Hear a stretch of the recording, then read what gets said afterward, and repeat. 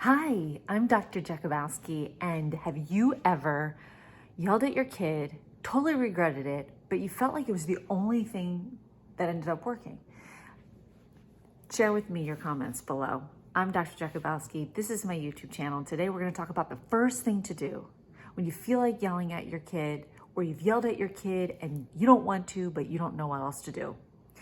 When I was in second grade, one day I was so upset. I was in class crying uncontrollably, couldn't get it together, couldn't hold it together.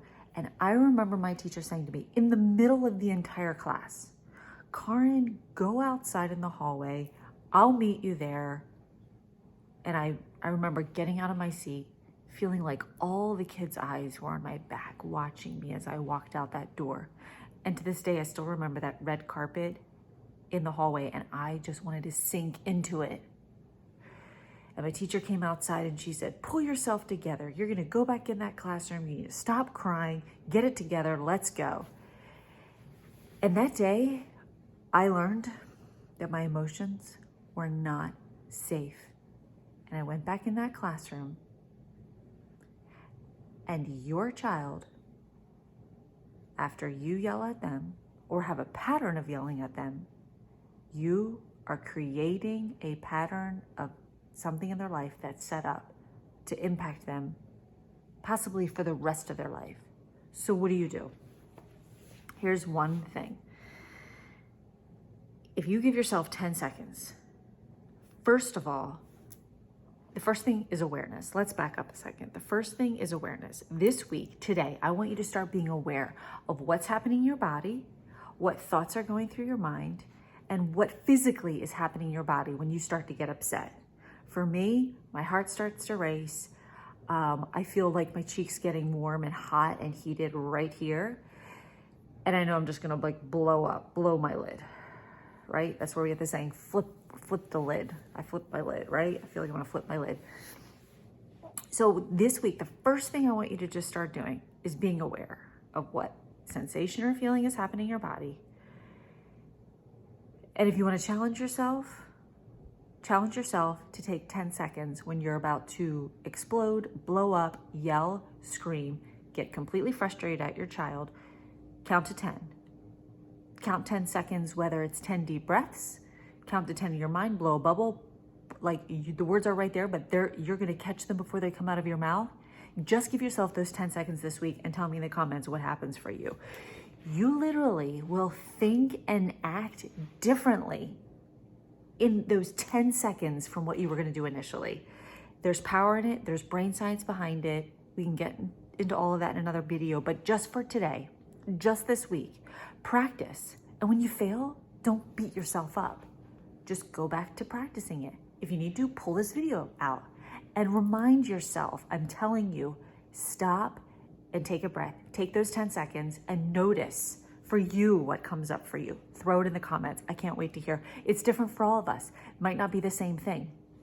This is the first step in helping you decrease yelling at your kid, decrease the regrets you're gonna have as your kids get older. Imagine learning this powerful tool, practicing it enough to decrease the amounts of regrets you're gonna have, to decrease the trauma and the negative impacts that your kid might have growing up from this. Share with me in the comments. I'll see you in the next video. And if you want to hear the rest of the steps of this process, because you can't wait, go to my website, www.educationalimpactacademy.com, and on the front page, put in your email. You'll get updates to my next live Q&A as I'm helping parents navigate the different ways and supports that I've learned over the years as a school principal to help kids in their most challenging moments. I was an assistant principal for years and learned this positive approach. It was incredible. The kids got it, the parents got it, and I can't wait to share it with you. And I've been on a mission for the last 3 years to share this with parents, because if I learned it and I got kids to admit, I got a 3rd grade boy to admit he peed on the bathroom wall, where we all know kids are gonna be like, I didn't do it. Even the mom was like, my kid would never do that. I remember that day handing her son the phone and he told her, I peed on the bathroom wall. How do you get kids to admit to what they've done? Do they just sit there and go, I don't know, I don't know, or they just shrug their shoulders, and you just get so frustrated because you're like, why are you doing this? I didn't teach you that. Okay, we're gonna learn tips and strategies and practices and things to say, how to say it, what questions to use to get your kid to tell you the story. There is a story behind every behavior, and this process gets to the story. How would you like to really understand your kid? How would you like to really connect with your kid? Even in those challenging moments, keep the relationship and not have it be severed or broken, or you and your own self broken, severed, destroyed, and and frustrated, and not wanting your relationship with your child to be what you want it to be. Follow for more clips. Click subscribe below. Follow for more. Share this video with one parent or friend you know who needs to hear this. And I'll see you next time.